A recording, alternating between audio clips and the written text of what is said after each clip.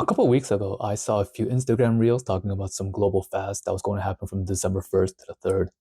It wasn't something led by a particular church or person, but rather an open call to prayer for all believers around the world. I thought it was cute and I shared it with a few of my Christian friends, but it was mostly in the back of my mind until last week. I'm actually in the process of helping to organize our denominational retreat, which is happening near the end of December, and I thought this would be a great opportunity to focus on praying over it as preparation continues. My plan was to do a social media fast for the duration. This meant that I would only use social media if it was absolutely necessary, such as to delegate information to the team. This meant no gaming, movies, TV shows. Now, you might be wondering why a social media fast instead of a traditional food fast? That's because it was an obvious idol in my life. What better way to focus on God with prayer than by laying down your idols that lead you away from Him? During this time, I experienced two major takeaways, and I'm going to share them with you. The first takeaway was that I spent way too much time on my phone, and it's from doing the most pointless things. Okay, I went on the digital well-being app on my phone, and before the fast, I've been consistently clocking in 6 to 7 hours a day. You know what the worst part is? Two-thirds of that time was spent doom scrolling. Okay, 30 hours a week spent on looking at shorts and reels. I was literally putting in the equivalent hours of a full-time job, except the job involved killing my brain cells and losing hope in humanity. I can see why people get depressed after spending too much time online. Do you know what you can do with an extra 30 hours a week? A lot. You can start a new hobby, you can learn new skills, get more exercise or sleep. I know some of you guys need that, okay? Run a little side hustle, or just get more involved in your faith. And that's what I did. When you escape from all the distractions of the world and really just focus on God's presence, it's impossible for you to not feel anything. For me, I felt this sense of peace and love that was greater than myself.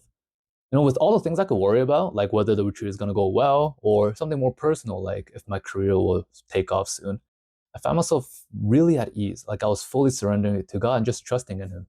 And in terms of a greater sense of love, it was more like being sensitive to the people around me.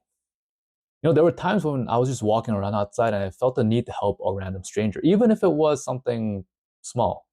I feel like as Christians, we should do that more often. Go out of our way to help strangers because that's what it means to live out the faith. And aside from spending more time in prayer, there were other things I was doing as part of ministry work. Like I mentioned, I was helping out to organize the retreat, but I also started this channel at exactly this time. Now, there are other things that I'm working on both inside and outside of my church, but I want to focus on telling you guys the story behind this channel. Now, this wasn't something I just thought about doing one random day recently, right? But it was something that's been cooking for a few years. It started with my passion to teach others about the faith. I know for a fact that teaching is one of my most developed gifts, and I've been volunteering as a teacher on and off for the past couple of years. But there was always a desire to do something more than that, to reach more people. Now, it's important to remember that just because we have a desire to do something, even if it's seemingly good, it doesn't mean that that's what God has planned for us. And that's why I held off on starting this channel until now. I see now that God was actually training me for the past couple of years, which leads to the second and greatest takeaway. The second takeaway was that God recognizes when you genuinely want to spend time with Him, and He will speak to you during that time. This actually happened way earlier than I expected. I was at the gym on Monday morning when for some reason I just kept feeling this nagging at the back of my head to read about the Israelites in the wilderness. Now, I had like a vague idea of where I had to look in the Bible to find it, but not the exact chapter. So I just decided to just randomly flip to where I thought it would be. Now, I won't share my full testimony here for the sake of brevity, but here's what happened. This past year, I've been going through a season of wandering the wilderness, where God was almost fully silent and I had no choice but to continue walking in faith. When I flipped to a random Bible page, I landed on Numbers chapter 13 and 14, and the latter was the important part. This is where, aside from Joshua and Caleb, Israel was rebelling against God because they were afraid of the Canaanites in the promised land. As punishment for their lack of faith, God decided that this generation will die in the wilderness, and He will lead the next one into the promised land. I couldn't help but see a parallel within my own denomination. I'm 29 years old, which means I'll probably be one of, if not the oldest participant at the retreat. When I think about my own generation, people born in the 90s within my church, my denomination, I can't help but go,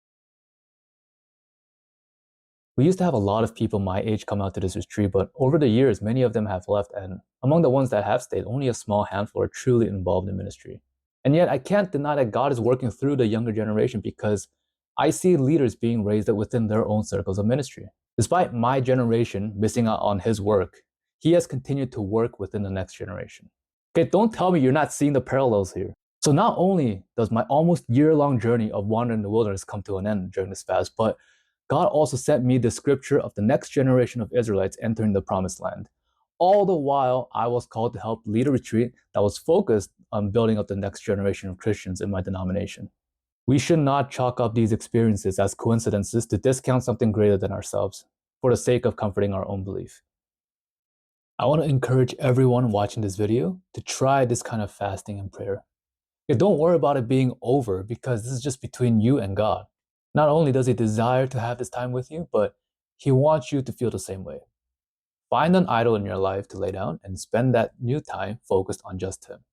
If God is able to work this much for me, imagine what He is able to do for you. As for me, I'm going to keep going with this habit. I don't think it makes sense for me to stop praying like this just because the event is over, especially with what I have witnessed.